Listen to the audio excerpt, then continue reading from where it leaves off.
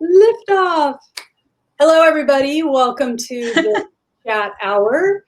My name is Tammy Salyer. I'm a science fiction and fantasy writer. With me today are GS Jennsen and EJ Fisch, also fantasy and science fiction writers, mostly science fiction. Give me a little holler if you can hear me or see me or not, so that I know if people are actually able to be here.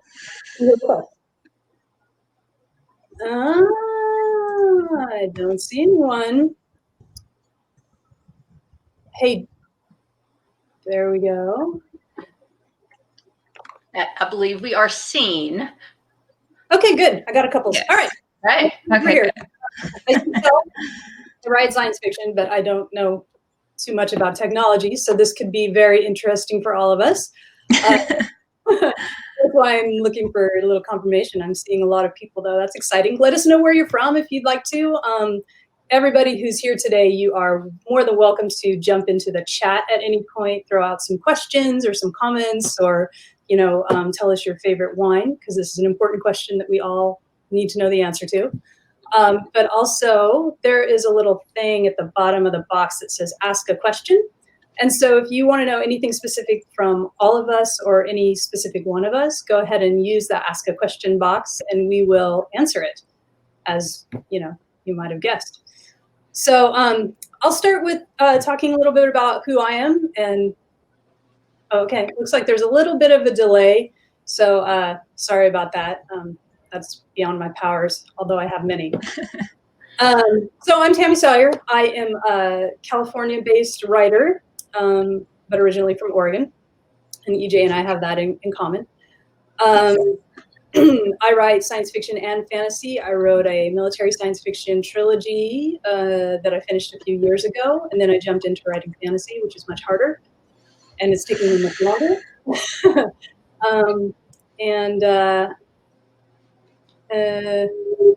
all I can think of to say. So I'm going to pass it to EJ, and she's going to tell you a little bit about her as well. Oh boy. Okay. So I am EJ Fisch. I write sci-fi space opera with kind of a military spy thriller flair. I got my start writing Star Wars fan fiction, actually. A couple of friends and I back in junior high had this game going with AOL instant messaging, if anybody remembers those days. And we had original characters, and we would kind of role play via instant messaging, and then I would take the transcripts from our chats and novelize them into story form. So that's when I really got started writing seriously and wanting to develop full-length stories. And actually that's where my main character Ziva came from. She actually was a side character in one of those crazy Star Wars stories. And then I was like, you know what? I really like this character. I'm going to take her out of here and give her her own universe and her own story. And that's kind of how I got started with this series. And I never had any intention of publishing, but finally decided about 6 years ago that I was doing all this work and it was sitting around doing nothing. And I thought, let's give self-publishing a try, and the rest is history. So, and I have to also say that it's so fitting that you came from a Star Wars fan fiction background, because your kind of countenance, your hairstyle, and everything really reminds me of Rey, and so it was oh yeah, a nice. Well, GS, tell us a little bit about you. I'm GS Jennsen. I live in Colorado, though I have already been told today that the accent that I got from Georgia has not gone away. So my husband and I moved to Colorado 14 years ago, and we live here with our two furry four-legged children, Cooper and Kaylee. They might make a surprise appearance later. Keep an eye out. I took the very long way around to being a published writer. I am a recovering lawyer turned recovering software developer, finally turned very relieved science fiction writer. I published my first book, Starshine, in 2014, and I have now published 15 books in my Amaranth universe.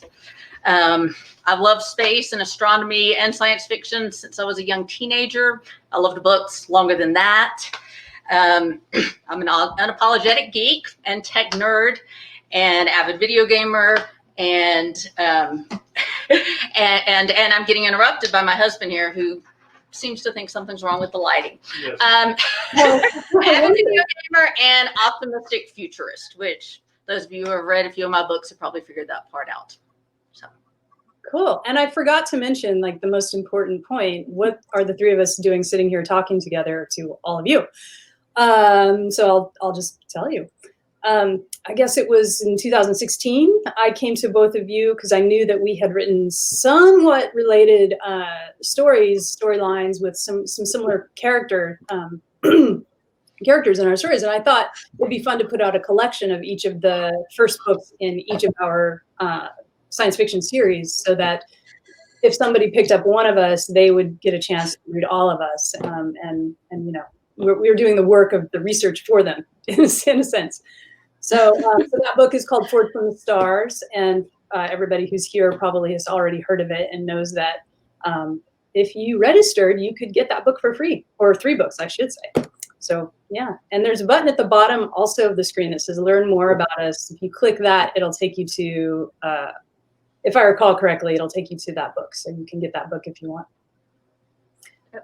EJ and I actually met on DeviantArt back in probably 2013, maybe even 2012. It's been a while, yeah. Due to our mutual love for the Mass Effect video game series.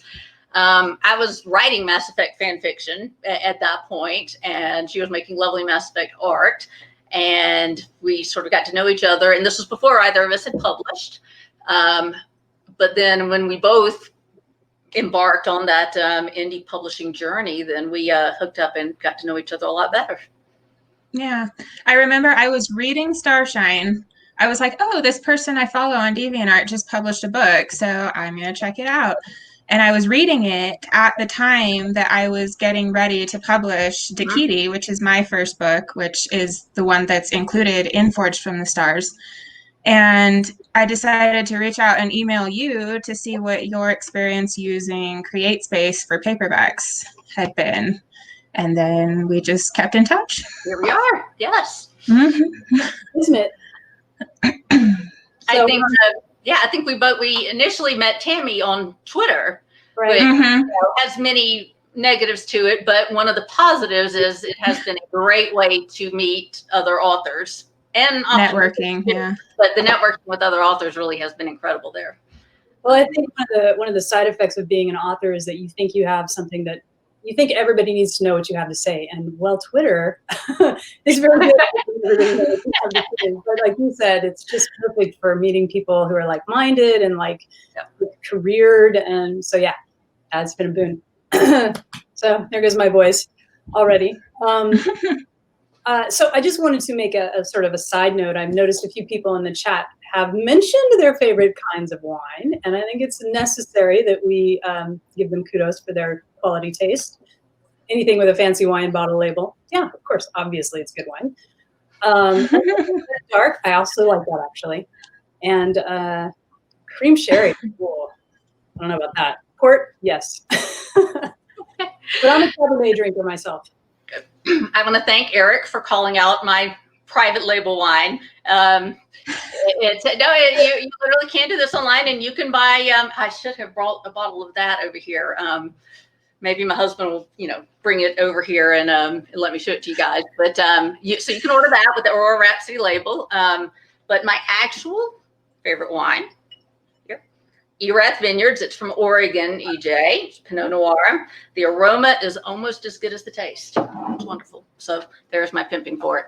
Almost. Almost. Well, the aroma matters, but honestly, I'll drink anything that tastes good to me, and I don't care what it costs. So, looks like we've got quite a few questions going on down here. So let's jump into those, shall we? Okay, EJ or GS, I'm just going to throw this out, and whichever one of you wants to answer first, you can do that. My screen's adjusting. Okay, what sci-fi? Aurora Rhapsody wine. Oh, that's a pretty label. Very nice. Thank you. Okay.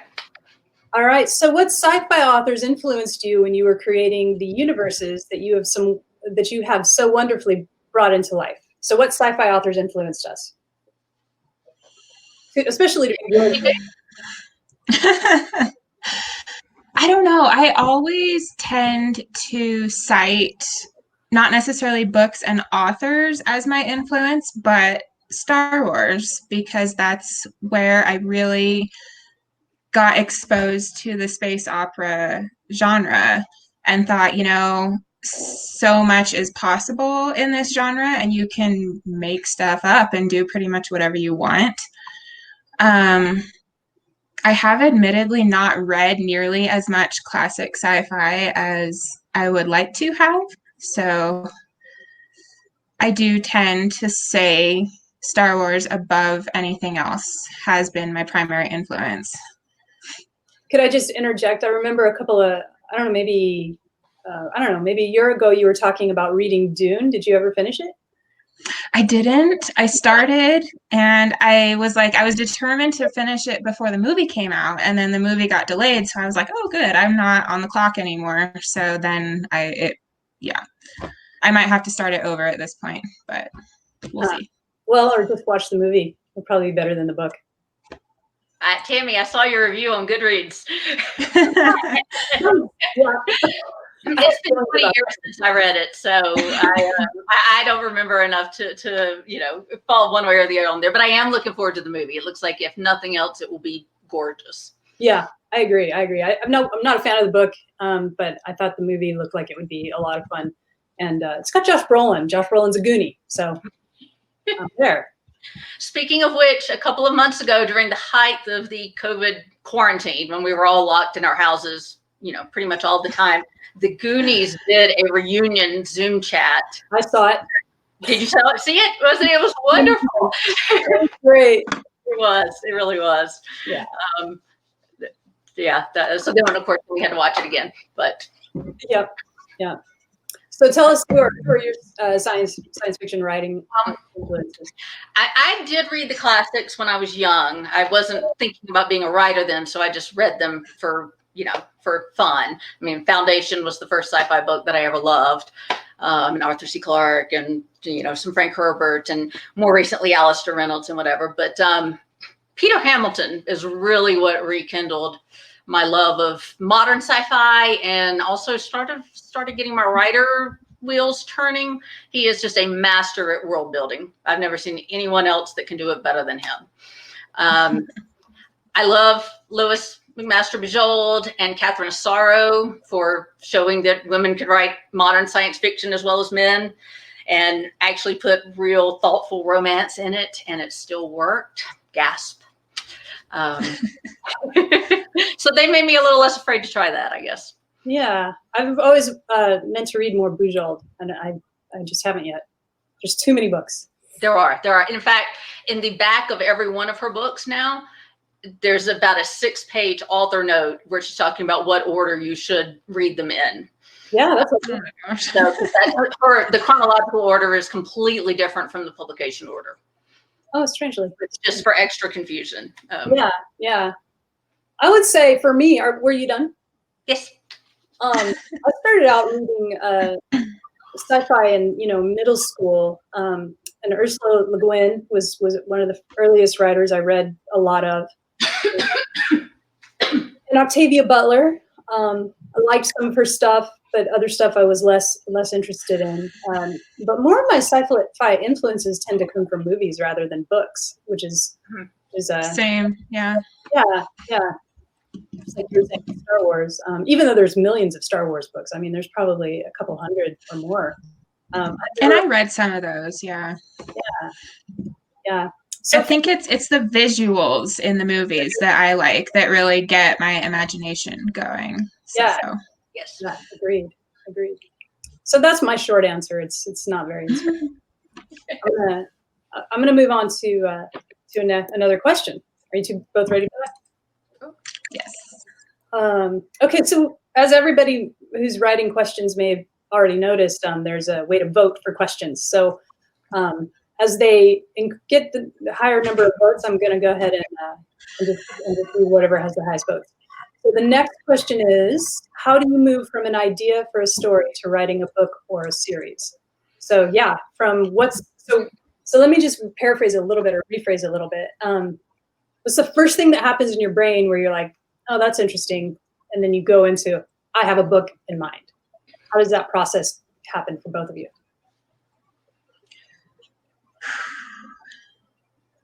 I always get stuck in just the visualization stage for a long time because it does take a measure of self-discipline to actually sit down and write the thing. Usually, I mean, if I'm starting a brand new story, brand new series, usually the first thing I see in my head is a character. And I say, what is that character doing? How did they get there? What's their story, basically? If I'm dealing with a continuing series, like say the one I'm still working on, I tend to think, oh, what would happen if these characters I already have established were put into this situation? And so I just start to get these little snippets in my head, and then I'm like, okay, can I organize these into some linear fashion that maybe makes sense in some way? It sounds a little like, I've heard this from other writers where it's almost like a movie's playing in your head, and you just start the movie that as it's playing. Is that kind of yes? How it is for you? Yeah. Yeah, definitely. I find myself when I'm writing, I find myself wishing I could incorporate cinematography like into the writing somehow, because I'm picturing these like scene transitions in my head, but I can't really capture that in writing, which is frustrating. But it sounds like you have a screenplay in you someday. Sounds like you have a screenplay in you that's ready, I have toyed with doing that. Yeah, we'll see. It would be so wonderful if we could film the movies going on in our head while we were writing, and it didn't cost us $1 million to do so. Yeah. Now, EJ mostly stole my answer, but I was I had been writing Mass Effect fan fiction, and I got serious about it and had turned to let me expand this and see if maybe I can really do this for real. So I had written a mostly original addendum to the Mass Effect series. Anyway, I was like, okay, I'm ready to write original fiction now. What am I going to write? And I walked around for probably a month, drove around, did work, everything. What am I going to write? What am I going to write? And then one morning in the shower, which we all know is where most of our great ideas happen, a visual, an image, not a movie, but still, popped right in my head. A woman, long, dark red hair, hanging upside down out of the belly of a starship in a hangar bay. And I was like, okay, who is she? It's her ship. It's obviously her ship. What is she doing? When is she? How did she get here? How is she going to change the world? And then, I spent the next 2 months figuring out those answers and a whole lot more answers to a lot more questions before I ever wrote a word. Wow, you have some self-discipline too to not start writing right away. But now I bet it's different. Now that you have a lot more books under your belt, it seems like you write just billions of words per week. Like you're just. I'm so incredibly lucky to get to do it for a living. I mean, I write 5 hours a day. Not counting all of the other writer adjacent things that happen. So. It's my job. I better make those words or people are going to get unhappy. Yeah. You have fans to make happy. Exactly. Now I've forgotten the question. Let's see. How do I move from an idea for a story to writing a book or a series? So for me, the first book I ever wrote came from a character in my head that just appeared out of nowhere. And the funny answer is that I was really mad. I had a friend that I had had a serious falling out with, and we were both former military. And I was like, God, if we were still in the military, I could just shoot him and get away with it because I know how. I thought, I'm going to talk into a book, and I wrote a book in order to kill somebody and not have to do it in real life. So, oh my gosh, brilliant. But then, as I progressed as a writer, now I tend to start with well, now that I'm in the middle of a series, this is like what EJ was saying. It's less about what's the starting point and more about where do I need to go from where I left off with the last one. So it's a little bit easier to develop a story that has already begun into where it needs to go. Because you know where it needs to go as a writer. You know that things have to happen. You just have to figure out how to get there. So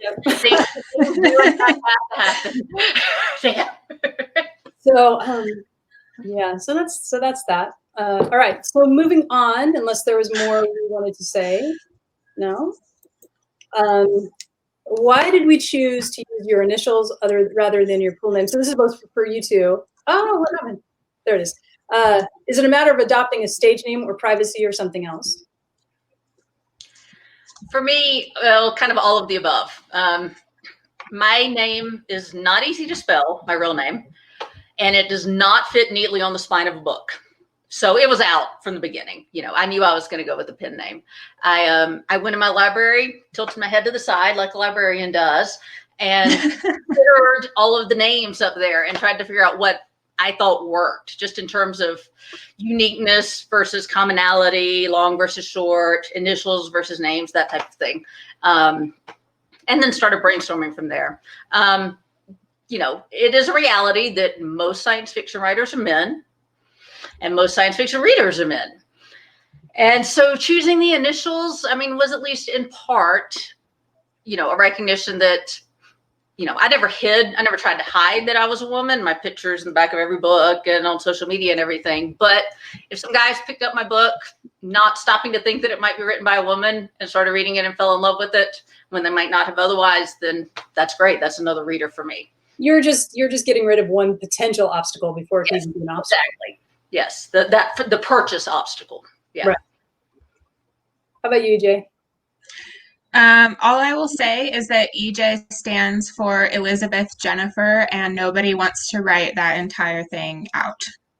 It would take up like this much space. So yeah, it's hard to fit on a book. It's easier. I can't remember which author it is, but I've heard this story a couple of times where they chose their pen name by going to the bookstore, figuring out what the first book you would see, like what on the shelves.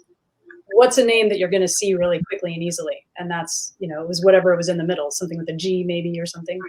So it's a marketing decision as much as anything, as much as every word you write. What goes on the spine, as important as the picture is the title, and as important as the title is the name, and maybe where it needs to be. At least that was more the case when books were sold more physical copies than ebooks. So it doesn't matter as much anymore. But I always thought that was an interesting, like, approach to the business of authoring. Not only do I need to write good books, but I need to make sure they're in people's faces, literally. All right, so that one we did. Let's see. Well, I think Jess, you already kind of mentioned or answered this one, but how many hours a day do you write, and what do you do when you don't write? Aha. Yeah, probably about 4 to 5 to 6 hours a day during the week and about 3 hours on Saturday. Try not to write on Sunday, not always successful. And then it's usually another 2 or 3 hours a day of all of the adjacent stuff, social media, marketing, getting ready for promotions, finances, cover art, all of that stuff. When I'm not writing, I'm thinking about writing. Yeah. Video games. I am playing video games and going for runs and bikes and this summer swims and that type of thing. Obviously reading. When I first started publishing, I got away from reading because I was always either reading my stuff or doing beta reading for other people and that type of thing. In the last 2 years, I've tried to really get back to reading from a variety of authors. So, hey, how about you? I am lucky if I can get an hour a day in. But also some of that time is spent doing the peripheral stuff like marketing and preparing for events and whatnot. So I still kind of consider that writing, even though I'm not actually progressing on the story itself. I kind of just have to squeeze any writing in whenever I have time for it, which is not the most efficient way to write a book, but hey, whatever. Yeah. Writing around it. And then when I'm not writing, I mean, I'm kind of the same way. I'm either being super active and working out, or I'm being a total slug and playing video games all day and doing nothing. So keeping your cats entertained. Yes. Or they keep me entertained is more like it. Yeah. You have to answer too. Oh, okay. I write about 2 hours a day, first thing in the morning, get out of bed, get my coffee, get my book going. And then a little bit more on the weekends unless I'm off doing weekendy stuff. And but I'm also an editor, so I spend every breathing moment in words. So I don't write in the evening because I find by that point I have consumed as much visual. I can't get another word. I just can't do it. Unless I go to bed, I always read before I go to bed. So I'm in words most of the day, but I only tend to write about an hour or 2 hours. Do you find that can be problematic, that you get worn out on other people's words? Yeah. And so can't really do yours? Actually, I find it relaxing. Okay, good. When I'm not working as an editor, I'm always thinking about my books. Like the big joke is that I'll walk my dog and I've got half my book plotted before I get home, and it's like I know the feeling. It's really tiring when you're just constantly like thinking about something that's not real. So when I dive into work during the day and I'm working with somebody else's book, I'm like, oh, thank you. It's relaxing. It's not my world. I don't have to know what happens next. You're telling me. It's less work. So there, yeah. All right. So done with that one. Let's see. Ready for the next one? Okay. On a scale of 1 to 10, how? Okay. I don't think any of us are qualified to answer that. Yeah, okay. All right, I'm going to read it out loud for everyone. Right. The scale of 1 to 10, how amazing are you ladies? And why anything other? And why is anything besides 10 wrong? Well, I think that's self-answered. I mean, that's an obvious one. So we're just going to call that one good. Very polite and sweet. GS, this one's for you. Have you written many... Sorry, sometimes the questions shift on me. Have you written many connected trilogies? You have written many connected trilogies. How far ahead do you know where the story is going, and in how much detail? In the highest level of detail, sky high imaginable, all the way to the end, which is a long way away. And then the closer you get to where I am now, the more details I have worked out. And that's what, I said, I can't write until I know how the story's going to end. The book, how the book's going to end, how the trilogy is going to end, how the 9-book series is going to end, currently how the 6-book series is going to end, and also what happens after that. But I am terribly compulsive that way. So yes, I do know how the Amaranth story is going to end, but that's not going to happen anytime soon. How about you, EJ? I'm curious if you know where your stories are going before you write them too. It depends. So, like, for example, back in the day when I had no real intention of publishing, my stories were more standalone. But then when I decided to publish, I was like, if I make a series, I'm going to have these more connected than they currently are. So when I did decide to publish, I did add extra details that really got all tied together, especially in my 3rd book. And then I actually wasn't sure at that point if I was going to continue the series, but now I have 2 more books in it. So there you go. Yeah. To an extent, you can make stuff up as you go along, but you still have to make sure it's connected somehow, which is kind of tricky. Yeah. I always think back to the soap operas my mom used to watch when I was a kid, and like they kill somebody. You're like, okay, well that person's dead. But then 20 seasons later, that person's back. And so if they can do it, I can do it. We can do it. Right. I have done. I have killed somebody and been like, you know what? I don't want them to be dead anymore. So here we go. I've brought at least 2 characters back from the dead. So, okay. It's playing God. Yes, it is. I did a bad thing, but I'll fix it. Anyway, next question. What was the biggest surprise for each of us in becoming a science fiction author? What does that mean? The one that popped in my head actually was, and this comes from meeting readers, from actually, interacting with people, was how common my story was of how I fell in love with space and sci-fi. I've been shocked at how many of my readers, read Carl Sagan's Cosmos when they were a teenager, and it ignited their love of astronomy and space. Of how many of my readers, Foundation was the first sci-fi book that they ever read.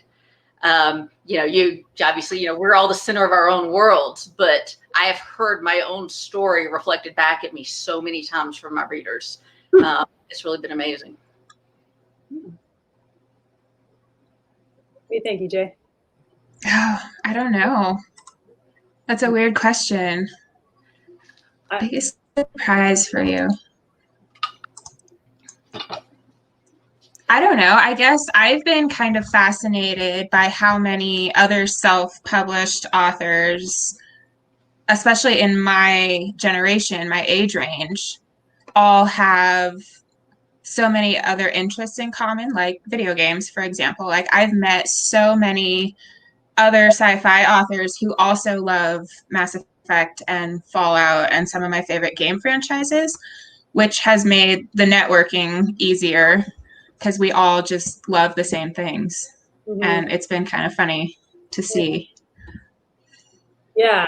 Well, it seems like video games are a very common thread among sci-fi authors. So it's good. You've got a built-in friend group, basically. Right. Mm-hmm.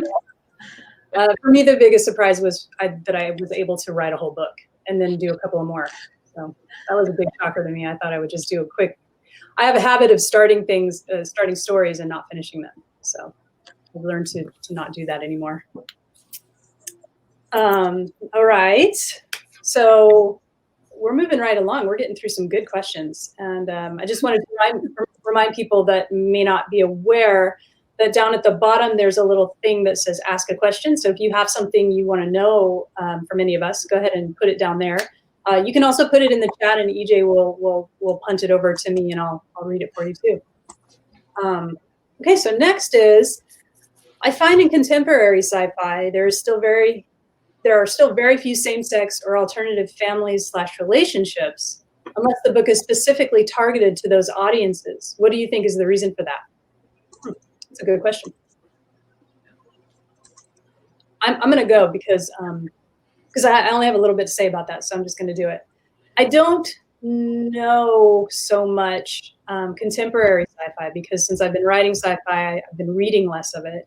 But I do think that more and more frequently, same-sex and alternative family relationships are showing up just as natural parts of those futuristic worlds, just as they're as natural to our current world. So I think it's becoming more and more common because it's becoming more and more common in our society, which is nice to see without it having to be specifically targeted to those audiences. So I know that I do that. I try to vary my characters, not by, I try to make them as different to me as I can, because I want other people to feel like when they're reading my books, they fit in them as well, and not in an anomalous way. And it's different from each other as possible. I mean, because I have tried to include non-traditional relationships in my books, and got several same-sex couples scattered throughout the series. Because, well, like you said, characters should be different. They should be unique. They should be fulsome, and have their entire life and backstory and interest and everything. And there's no reason to think that suddenly when it comes to romantic entanglements, that those would all be the same. Right. Right. And I agree with you. I think it is showing up more frequently these days, probably because we've all become more aware of the fact that we weren't doing it. Yeah. You know, I think that people are now making an effort to, and I don't think for the most part it was because of, you know, misogyny or you know, homophobic or anything like that. For most people, it's just easy to write what you know. Mm-hmm. I mean, even in science fiction, maybe even especially in science fiction, because you spend so much time making up stuff, and whenever you can retreat to something that's familiar with you, it's kind of a relief to be able to do so. It's less for sure. And the truth is, most people are heterosexual, you know, just on a percentage basis. And so I think writers probably, for the most part, it just didn't occur to them. But now that it's become a more, you know, active social issue, I think a lot of people, it is occurring to. Yeah, which is great. Yes. Yeah. Because like I was going to say, I don't have any relationships like that in my stories, but it's like you said, right? What you know. And I have never felt like qualified, maybe is the word. I don't know. But you guys made some good points. Yeah. Good. Let's see. Interesting question. Do we think that as this is going to be hard to answer with black and white integrity, I would say. Do we think as female writers that we attract more female or male readers? But since our faces aren't on our book covers, it's hard to say. And I'm the only one with a non-ambiguous name. You two, thoughts? I think, like I said, most, by no means all, but most science fiction readers are men. And so a ton of my readers are men. But I do feel like I probably have more female readers than, well, your average male current sci-fi writer. I think in part that's because of the kind of stories I write, you know, thoughtful romance, deep character development, less on the military sci-fi ships blowing each other up. I mean, ships blow each other up in my books all the time, but that's not the only thing that they're about so far. It usually happens in the last quarter of the book. But, you know, but it may just be because, you know, they learned that I'm a woman, and so, you know, a woman's more likely to pick it up. Hey, maybe a woman writing science fiction is, you know, interesting and something a little different. I don't know, but it's honestly, it's just a sense. I don't have numbers. How many of your readers do you think know what your gender is? Do you have any idea? Yeah, every one of them that got to the end of the book. Oh, okay. Yeah, toward the back, you know. I guess there are some people that close it at the last line and never go past that to about the author or anything like that. So maybe it's 95%. But yeah. I know that from my experience, most of the feedback I get is from men. So anecdotally, I would say most of my readers are male because most readers most science fiction readers are male. But I don't know how many people haven't bought my books because I'm female. I have no way of knowing that. So. Right. Yeah.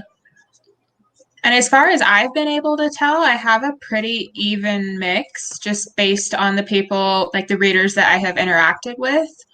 But yeah, there's just no way to tell for sure. It would be really interesting, but it's out of our control. Yeah. Okay. Let's see. I lost that. Oh, there we go. Okay. Well, the next question is, yeah, Ron, I have to agree with you. The battle at the end of the book is something I always look forward to. I'm like, something's got to blow up. Okay, we're getting there. Part. The blowing up or the monsters, you know, coming out and having the big monster battle scene. What is the most difficult part of the writing process for each of us, and how do we deal with that challenge? Wine helps. Wine helps a lot. Yes, absolutely. The first draft, honestly, because you're coming off a finished book, and you had gotten to it. It's, you know, every line is poetry. It is perfection. You know, you could put this thing in the damn Smithsonian. It's wonderful. And then you have to start over and you're like, what are words? Yeah. And it's doubly painful because you just came off of making beautiful words. And now you have to make crap words. Because first draft is all about what happens next. don't worry. You can't worry about trying to make the words beautiful or, fleshing things out, all this kind of stuff. Just have to get the story down. What's happening next? And they're terrible words as you write them. And it is painful to write every single one of them. Obviously. But ask me how I really feel about it. Come on. Yeah. Man. What about you, EJ? Yeah, I would agree that first drafts are definitely the most tricky for me, but particularly the logistics part. Like once I get going and once I get the outline done and I have a nice roadmap to use, I can usually get going pretty fast, but it's the initial planning. How does everything flow? How does everything fit together? Where do I start type thing. So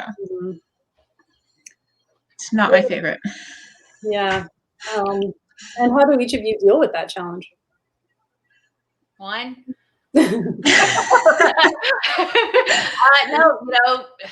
Button chair, fingers on keyboard. You just got to push through it and keep writing.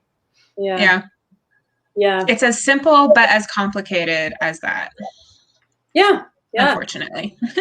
True. Very true. For me, I find the editing process harder than the writing process.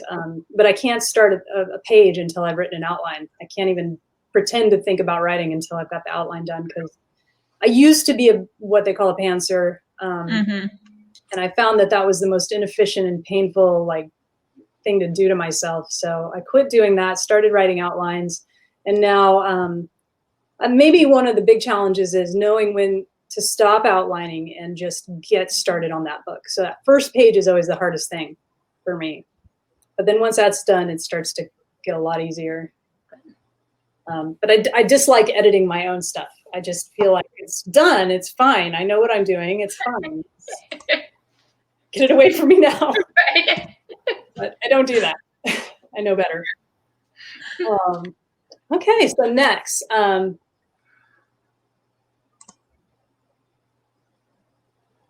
Okay. Somebody is addressing. So Ron is addressing Alex. What have you done? And I'm like, who's Alex? I don't know Alex. So brief little story there. That is a line from the end of book 8. Alex, what have you done? It has tremendous meaning within the story, and it kind of encapsulates. So Alex is the main character. It kind of encapsulates a lot of what she's done in the previous 8 books. And it got so popular that I ended up making a bumper sticker that says it. And also then a t-shirt after that. Alex, what have you done? Everyone, but mostly Miriam. A lot of readers really enjoy that. It does. Alex is a very free spirit, does what she wants, has zero respect for authority, never has. And so it's a question that a lot of characters get to ask a lot in my books. So what was the source for Alex? Where did she come from? In my head in the shower, I've been thinking some about this because I have another heroine now also, Nika. So I've had calls to think about commonalities among heroes and heroines. Some people have said that Alex and Nika are a lot alike. They're not in personality, but they are in all the ways that make them heroes. And so in that respect, she came from, every great book I've read with a great heroine, came from Commander Shepard in Mass Effect, and Revan and KOTOR and all of those types of inspirations. Right. I'm not a video game player, so when you make those references, I'm like, that's something. I have no idea. And I'm over here like, I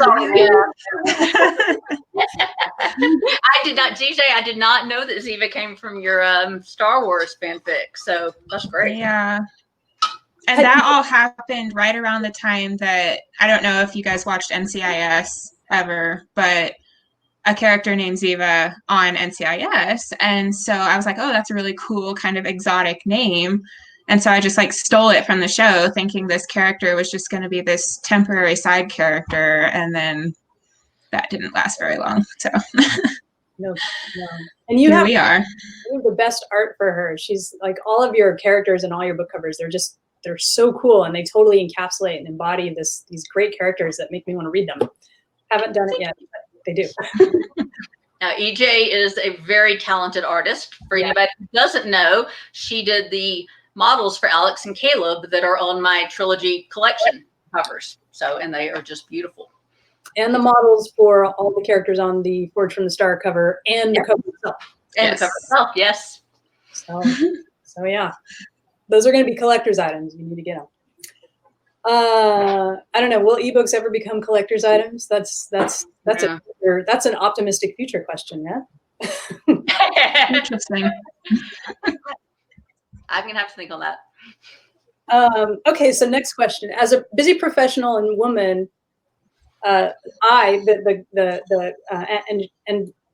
Angeliki, she says, as a busy professional and woman, I have virtually no time to sit and read, so I only, quote unquote, read audiobooks. Only one of you has audiobooks as far as I can see. What are your reasons for producing / not producing them? And what do you think about the market? So that's, I guess, really basically mostly for you and I, EJ. So go ahead. I have considered doing ebooks. I've never been sure, or audiobooks, not ebooks. Never been sure if there's a market for them. I've had a few people ask me if I will ever do them, so it's always good to know that there's interest. It hasn't been financially accessible to me currently, but maybe one of these days. Yeah, I will pursue that. Yeah. I actually know a couple people who do audiobook narrations, so it's like, oh, I could go make some connections with somebody I already know, and that might be more helpful. Mm-hmm. A tag-along question to that, just since you've done some audiobooks, one of the reasons I haven't done them is because it feels like a massive time commitment to do all of the proofing of the book. Mm-hmm. Once the narrator is done. Have you found that to be the case? It is a lot of work. First thing is, EJ's right; they are expensive. And EJ, and most of the cost is from the narrator. So if you do have connections that could bring the cost down for you, that would definitely be awesome. Yeah. I spoke briefly with Angeliki earlier today, and she wanted me to try to do everything I could to convince the two of you to find a way to do audiobooks, because she really wants to read your books. But audiobooks are the only way she can do it. So there's the plug. One more fan asking for them, but it is a lot of work. My narrator starts working on the audiobook actually as soon as the final draft is finished. So that's usually a couple of weeks before the ebook comes out. And I probably spend an hour or two a day listening for about a month to 6 weeks. So that's about the time commitment there. So you've broken it down into, doable chunks per day instead of trying to do it just in one match. Oh yeah, I listen as she goes. I know a lot of people don't. They wait until the book is finished and listen to the whole thing. But in fact, just when there's corrections to be made and that type of thing, it's a lot easier for both of us if we identify it right after she recorded it, and that type of thing. So yeah, I listen as she uploads chapters. Okay, cool. So for me, the reason I haven't done them is the time. My time for writing and writing related things is limited enough, right. that I don't want to add another layer onto it. The cost and not being able to not being really aware of how to market audiobooks. I haven't done the research. It's a different market. I do read, or rather listen to a million gajillion audiobooks. I love them as well. But I haven't wanted to add another thing to my to-do file. All right. So let's see. Good question. Both, I guess, artistically and or graphically and mentally, do we model our protagonists after real people? And if so, who? Okay, I guess I will start. Not in the story itself. Like, I don't model their personalities after real people, although occasionally I might give somebody a quirk that somebody I know in real life had, but it's not like that the whole character is modeled after that person. Artistically, yes, I do definitely tend to pick a couple of famous-ish people that there are plenty of facial references for on the internet that I can model my characters after, just to keep their appearances consistent in my artwork, because I'm completely self-taught, so I have to have really thorough visual references in order to draw what I'm trying to draw. So. Mm-hmm. How about you, GS?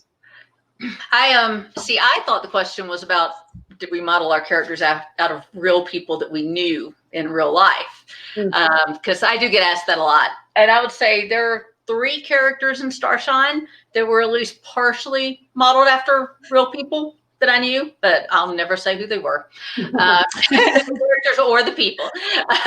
But for the most part, no. I think we create characters, out of an amalgamation of everyone we've ever known and interacted with and that type of thing. Yeah. Patchwork. So, Tammy? Yeah, the phrase that comes to mind is they're all a patchwork quilt of different characters that we've read about, different characters that we've seen in movies that embody the kind of character we want. I can't think of any character that's ever been drawn on the person that I know, like in real life. Usually my characters are derived from the behaviors and the characteristics and the attributes of movie characters, because like we were talking about earlier, I see the books in my head as I'm writing them. So it's easy for me to easily see my characters if I know who they look like as an actor.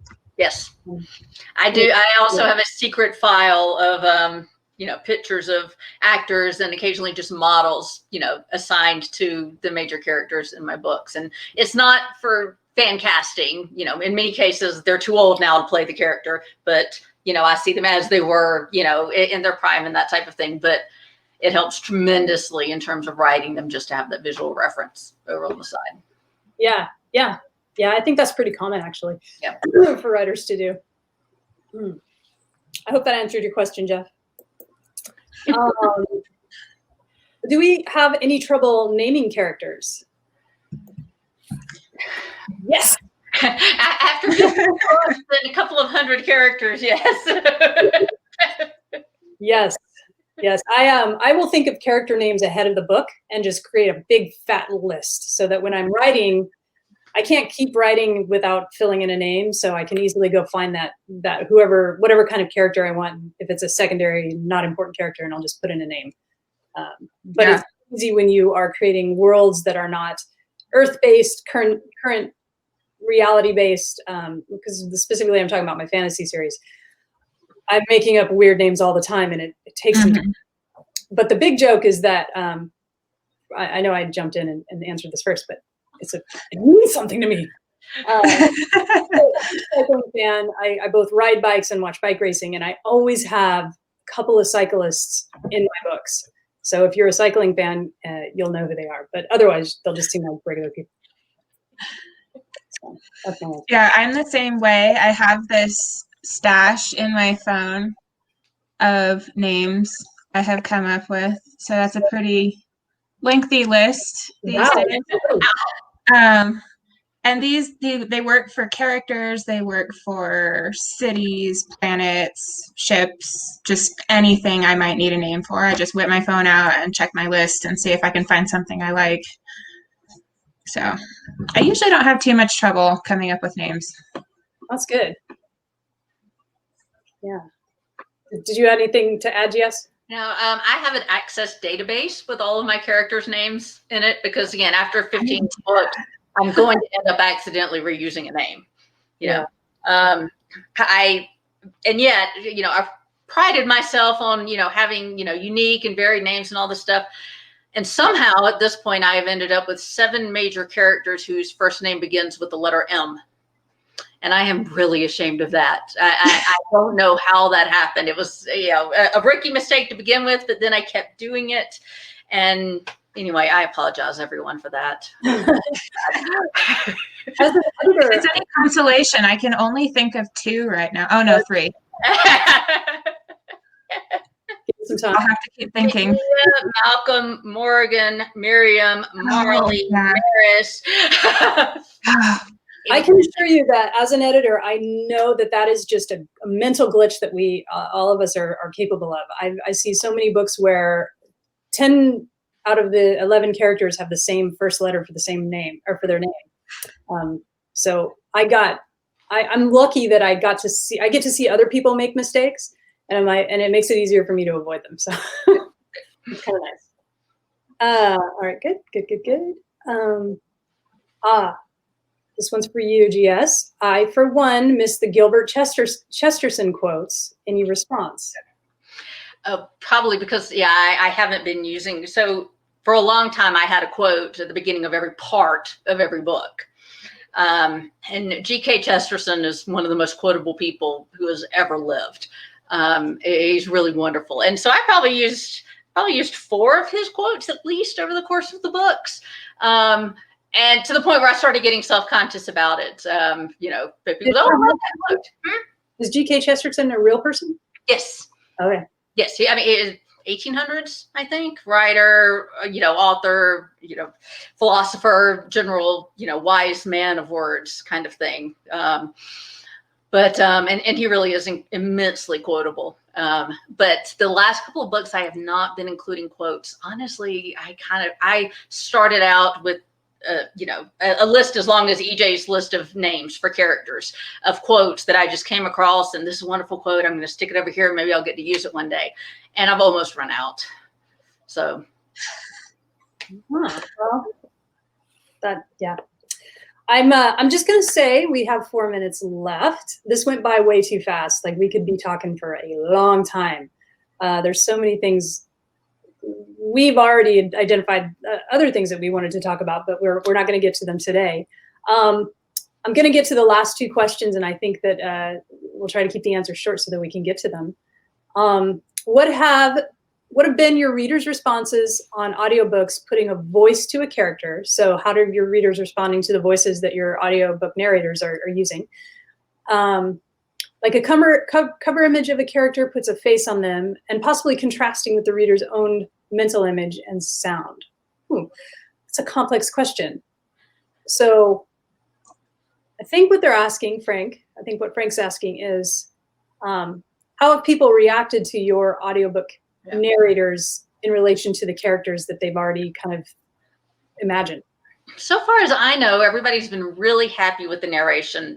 Piper has an incredible range of voices and accents and everything. And at this point, she knows the characters as well as I do. And so she's done wonderful. Me personally, there have been a couple of times where we've had to go with a voice for a character that actually isn't what I hear in my head, when the character is talking. But because with audiobooks, you need to differentiate, especially in a conversation with 3 characters, the narrator has to be able to differentiate the voices so that the listeners know who they are. So like 2 or 3 times maybe we've had to go with accents, general demeanors that wasn't what goes on in my head. The cover thing, I've heard that a lot. Some people say, I don't want an image. I want to form the image in my head of what a character looks like. And it's discordant if then there's this, picture out there that is something else. But of course, that's what happens every time a book is made into a movie. So. Right. Yeah. Yeah. EJ, how about you? Because your character models have been quite prominent throughout, your books and your social media.